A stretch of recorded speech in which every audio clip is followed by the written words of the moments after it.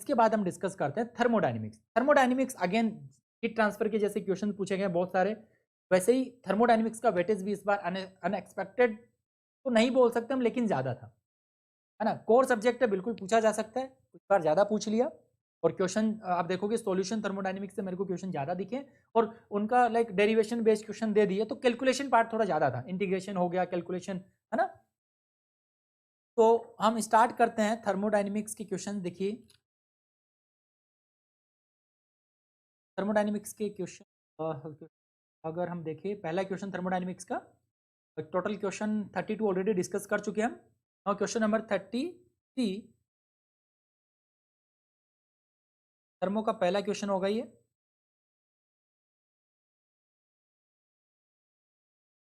Thermodynamics तो basic, classic और solution दोनों हम डिस्कस करेंगे साथ में, ठीक है। तो फर्स्ट क्वेश्चन देखिए, ये पूछा गया था, एक डायग्राम इसमें गिवन था यहाँ पर आपको, क्लासिक का ये क्वेश्चन है।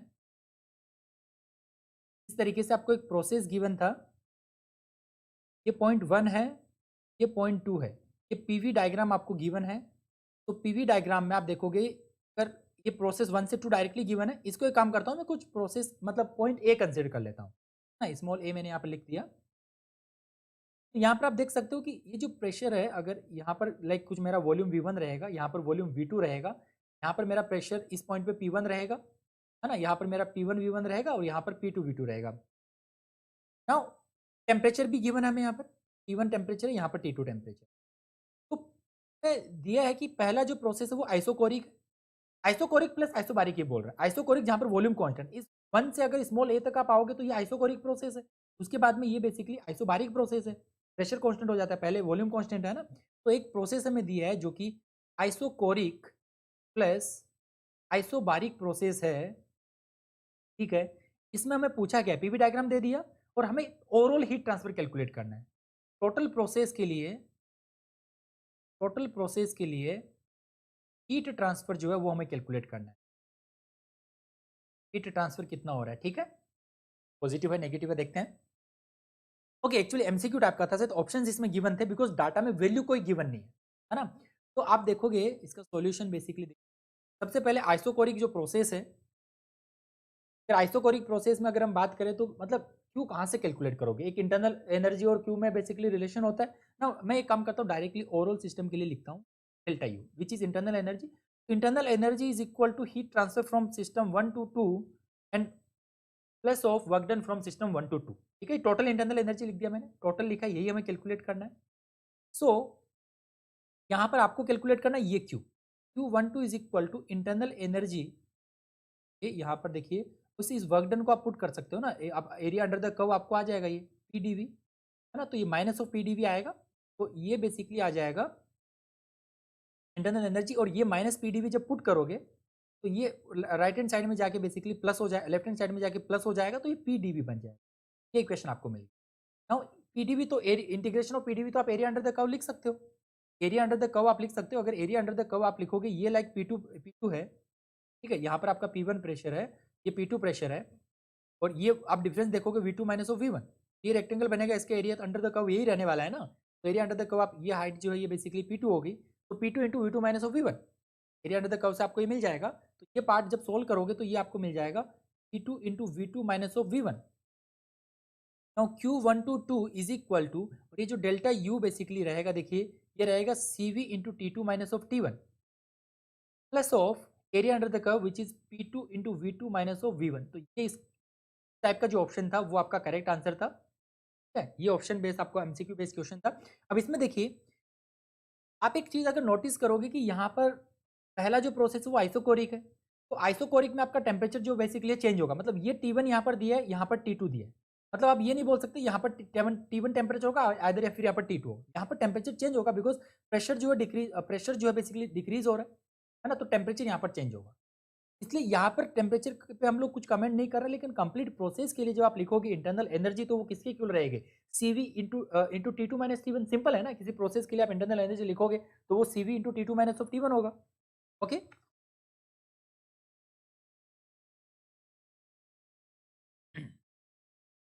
तो ये था इस क्वेश्चन का करेक्ट ऑप्शन। ये पहला क्वेश्चन हमने थर्मोडायनेमिक्स का किया है जो कि क्लासिक से रिलेटेड था। ठीक है, नेक्स्ट क्वेश्चन लेते हैं, क्वेश्चन नंबर 34 थर्मो का दूसरा क्वेश्चन है। देखिए,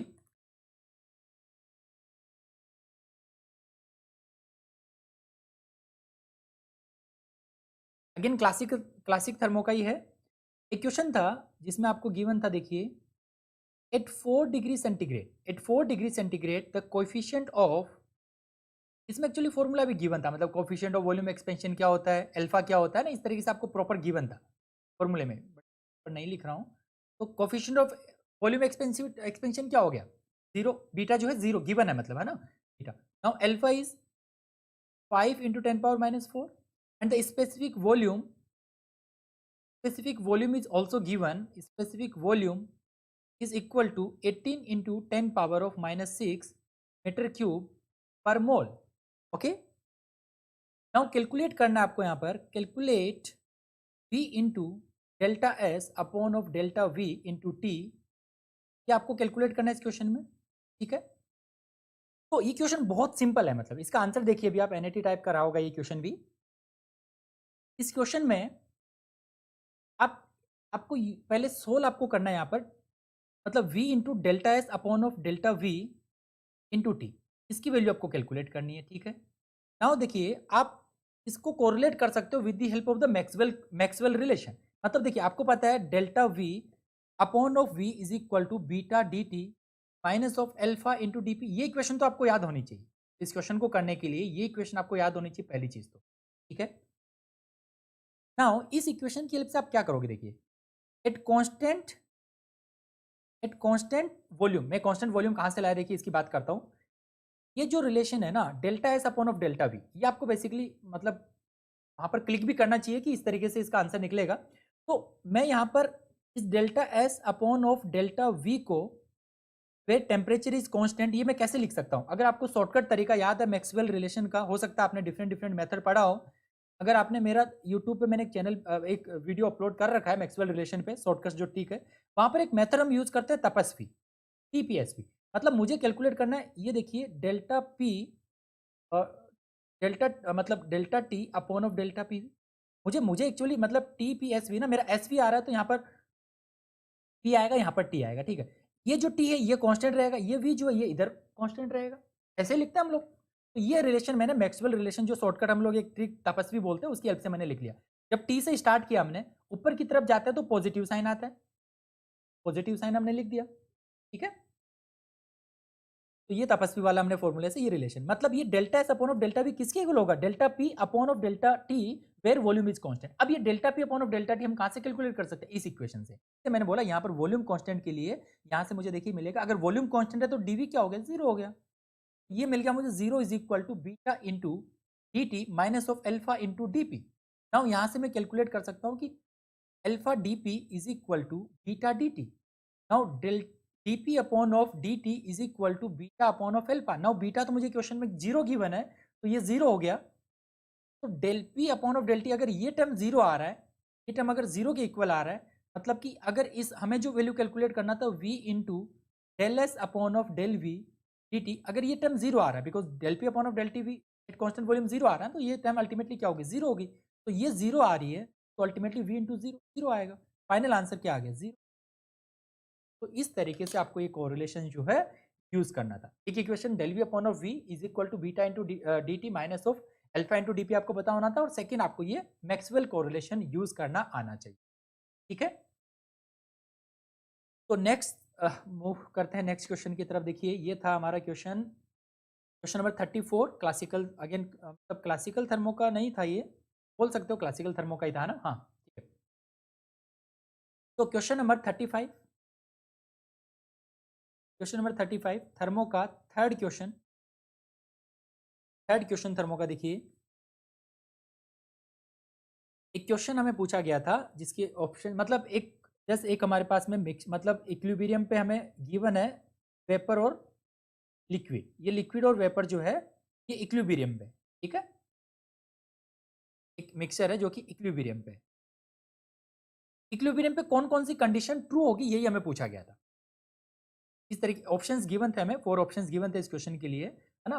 मतलब कौन सी वैल्यू जो है सेम रहेगी, लेकिन हमें पूछा गया था choose wrong option.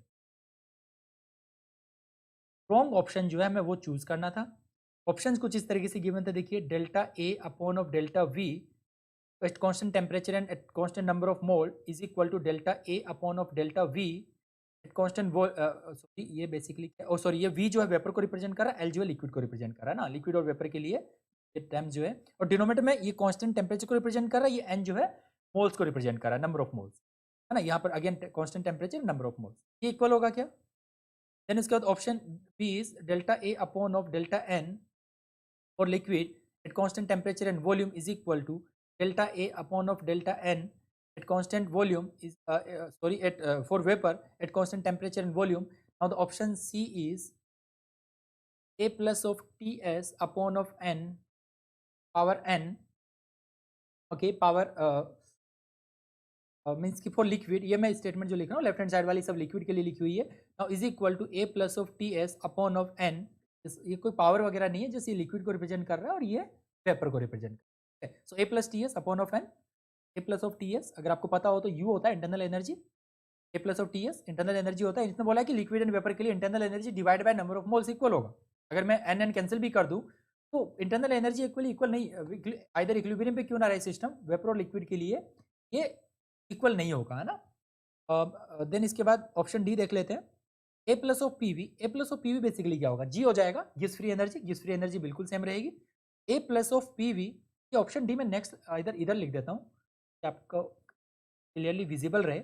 Option D is a plus of P V upon of N for liquid phase is equal to A plus of P V upon of N for vapour phase, ठीक है? ये 4 option था, इसमें से incorrect option choose करना है। किसी ऐसा सिस्टम मतलब लाइक वाटर कंसिडर कर लो आप, है ना, जो कि उसका लिक्विड फेस और वेपर फेस जो इक्विलिब्रियम पे है।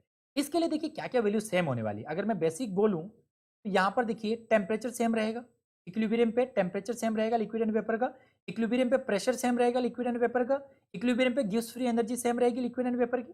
ये 3 स्टेटमेंट करेक्ट रहेगी। ये 3 स्टेटमेंट अगर आपको पता है तो आप इस क्वेश्चन का आंसर जो है वो निकाल सकते हो, मतलब इनकरेक्ट ऑप्शन चूज कर सकते हो। वैसे मैंने बोल ही दिया है कि जो सी ऑप्शन है वो इनकरेक्ट है because gives free energy. One by one देख लेते हैं, वन बाय वन अगर हम देखें तो ऑप्शन सी देखिए मैंने क्यों इनकरेक्ट बोला, डायरेक्टली ऑप्शन सी।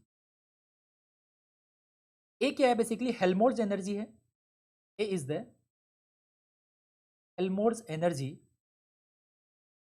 तो ए बेसिकली होता है A is equal to U minus of T S, और ये होता है एट कांस्टेंट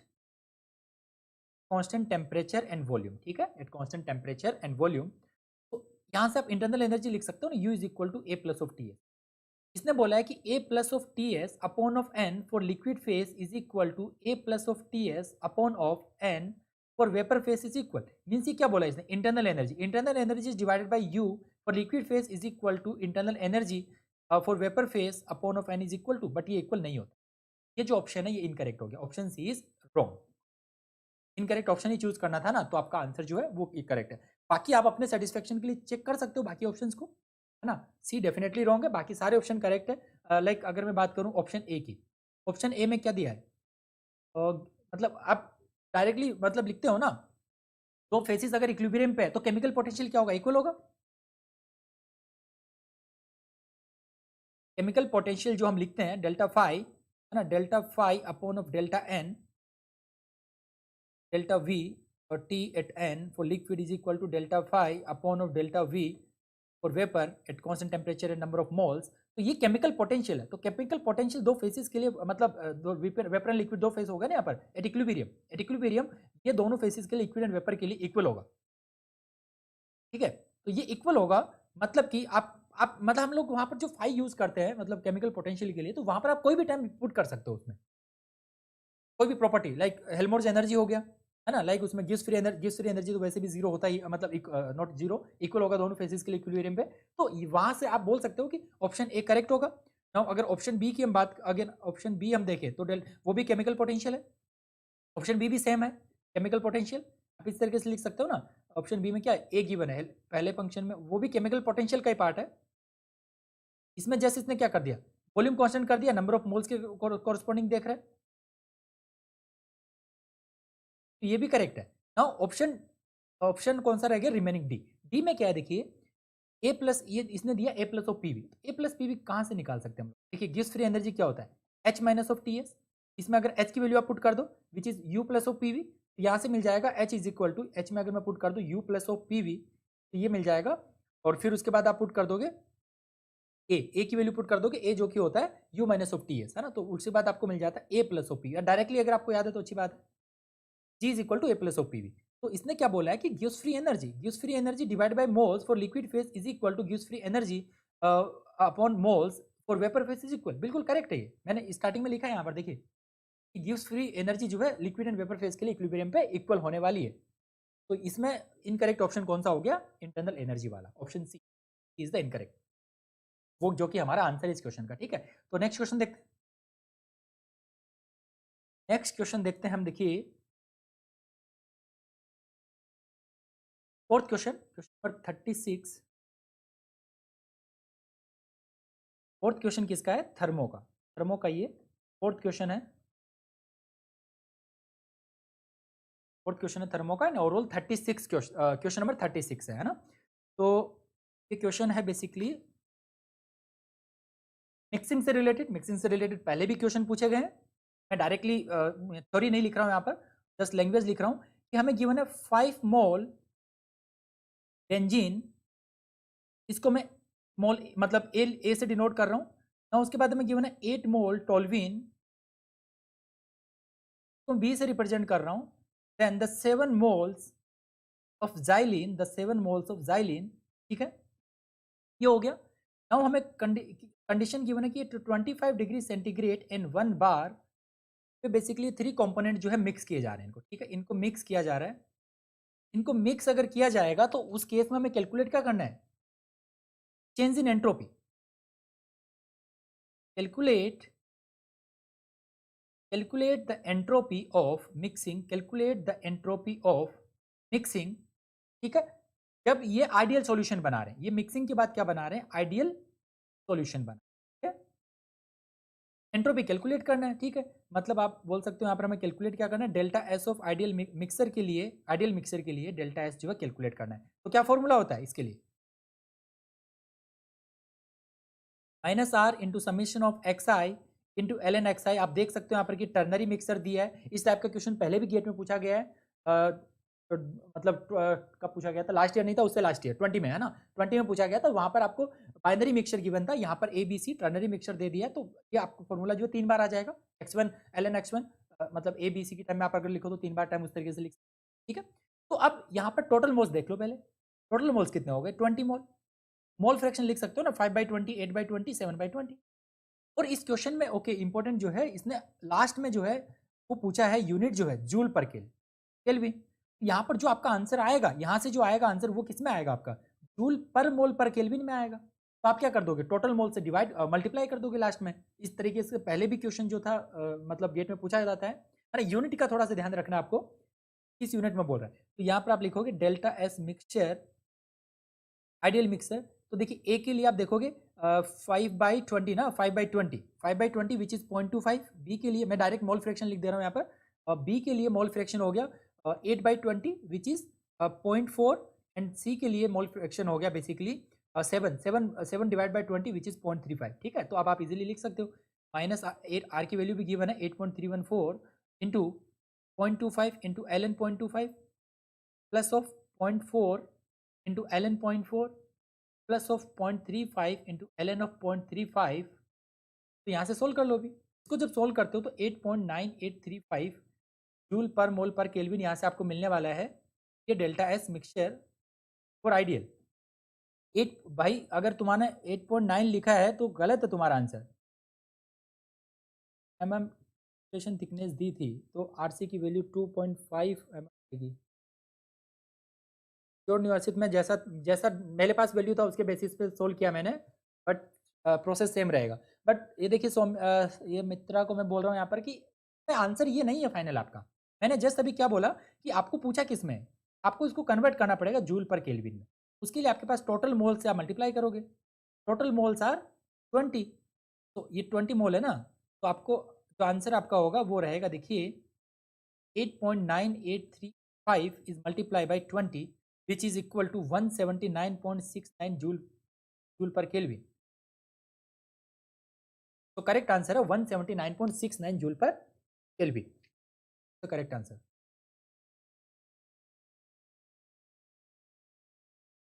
ठीक है,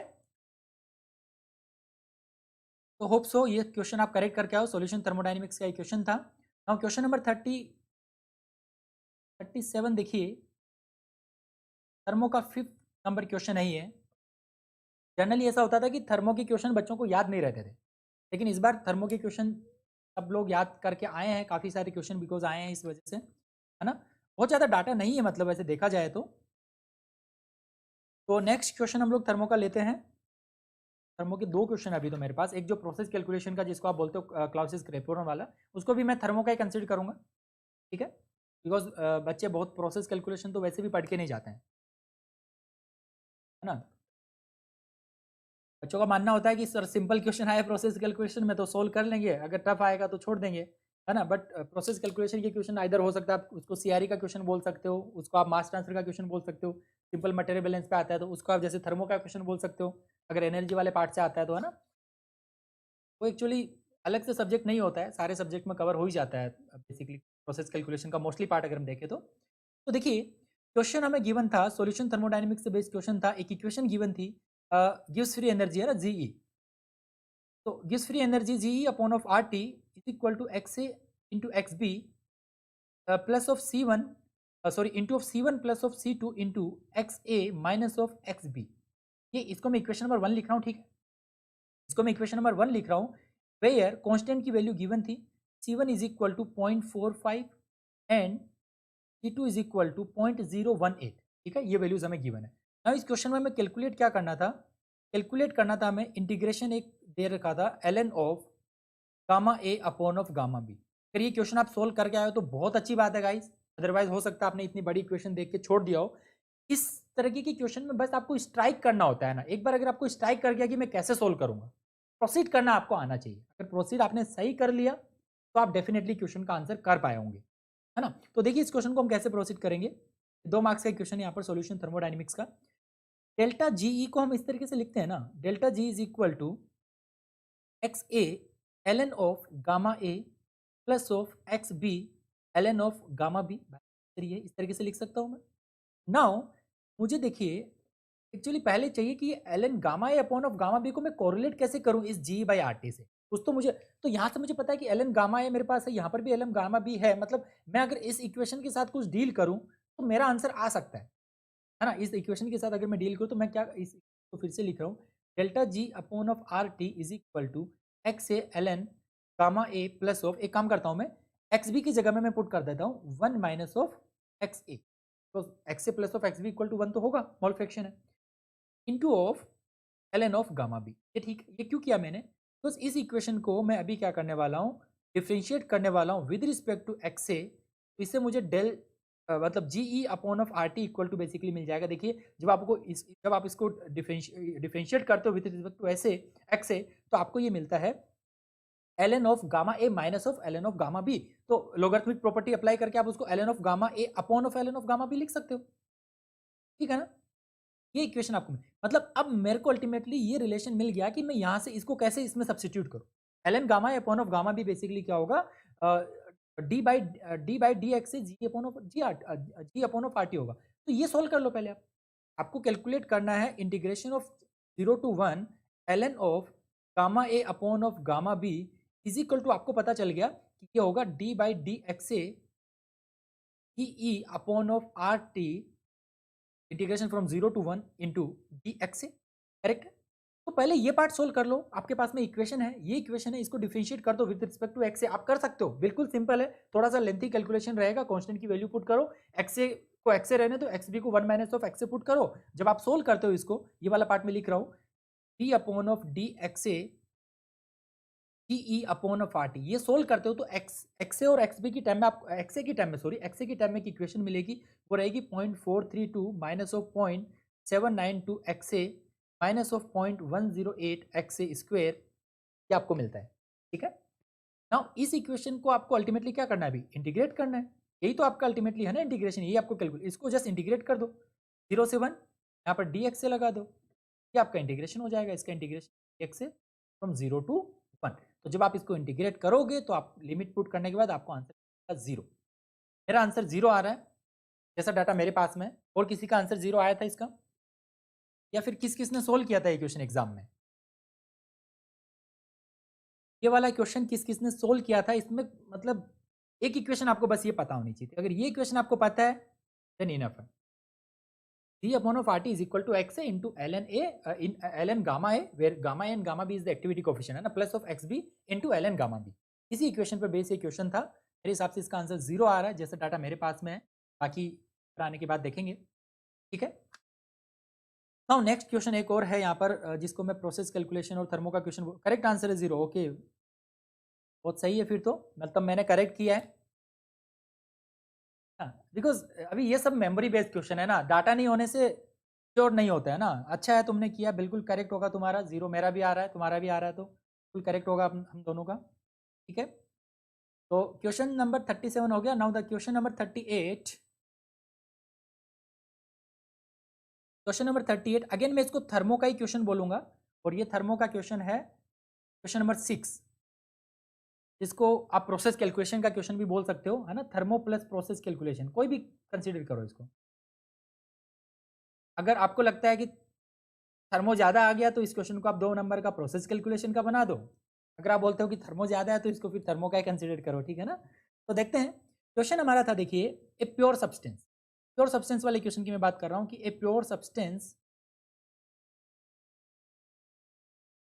ए प्योर सब्सटेंस इसमें हमें गिवन है कि LNP saturation is equal to 0.069 bar है, पर्टिकुलर टेम्परेचर भी दिया है इसका, एंड पी सेचुरेशन 1.386 बार है। ये गिवन हमें एट टेम्परेचर 350 केल्विन, ये गिवन हमें एट टेम्परेचर 370 केल्विन, ठीक है। तो अब यहाँ पर देखो आर की वैल्यू भी गिवन है, R is equal to 8.314 joule per mole पर केल्विन। तो इस क्वेश्चन में हमें कैलकुलेट क्या करना है, लेटेंट हीट ऑफ वेपराइजेशन। पहली चीज तो देखिए मेंशन किया है इसने कि latent heat of vaporization constant है, इस टेम्परेचर रेंज के बीच में कांस्टेंट है। तो इसने हमें 360 पे पूछा है, तो इस कंप्लीट टेम्परेचर जो 350 से 70 के बीच में जो रहेगा हमारा लेटेंट हीट ऑफ वेपराइजेशन वो कांस्टेंट रहेगा। तो उस केस में हम लोग क्लाउसियस-क्लैपेरॉन इक्वेशन अप्लाई कर सकते हैं, ठीक है। सो लेटेंट हीट ऑफ वेपराइजेशन जो है कांस्टेंट है, इसने बोला है इस पर्टिकुलर रेंज के बीच में। कांस्टेंट मैं यहाँ पर लिख देता हूँ, ये कांस्टेंट है और हमें कैलकुलेट करना है एट 360 केल्विन पे की वैल्यू क्या होगी, ठीक है।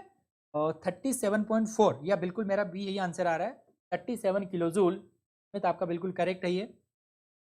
तो इस क्वेश्चन में आपको सिंपली अप्लाई करना था क्लाउसियस-क्लैपेरॉन इक्वेशन। क्लाउसियस-क्लैपेरॉन इक्वेशन क्या होती है, ln of P saturation P2 saturation upon of P1 saturation is equal to delta H V, यही डेल्टा एच वी आपको कैलकुलेट करना है upon R 1 minus of T1 minus 1 upon of T2। ये आपकी equation है, इस इक्वेशन को apply करना है, तो डाटाबेस क्वेश्चन है। ओके, पहले एक काम करो, आप P1 सेचुरेशन कैलकुलेट कर लो, यहाँ से हो गया P1, ये हो गया P2, है ना। P1 सेचुरेशन यहाँ से आप कैलकुलेट कर सकते हो जो कि आपको 2 बार मिलेगा, एंड P2 सेचुरेशन यहाँ से आप कैलकुलेट कर लोगे कि आपको 1.386 बार मिलेगा, ठीक है। ये वैल्यू आप पुट कर दोगे यहाँ पर, तो ln 4 अपॉन ऑफ, सॉरी तो गिवन ही था, ये एक्चुअली 4 मिल रहा है। देखिए इतना इतना सिंपल डाटा दिया था कि आपको कैलकुलेशन यहाँ पे इजी हो जाए। 4/2 आ गया, सेम यूनिट है, एच वी अपॉन ऑफ 8.3 बार का वैल्यू होगा, वही यूनिट आपको मिल जाएगा, जस्ट केल्विन कैंसिल आउट हो जाएगा, है ना। तो जूल पर मोल में आंसर आ जाएगा।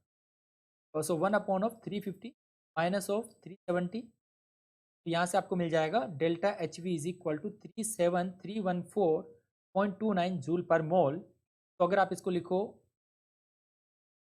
किलो जूल में तो ये हो जाएगा 37.314 किलो जूल पर मोल, करेक्ट है, बिल्कुल 0.3 आ रहा है मेरा, 0.43 बिल्कुल सही है, हमारा भी सही है मित्रा।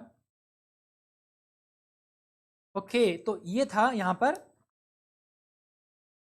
कंप्लीट थर्मोडायनेमिक्स, है ना। थर्मोडायनेमिक्स के टोटल मैंने 6 नंबर ऑफ क्वेश्चन सोल्व किए हैं, और भी होंगे तो हम देखेंगे।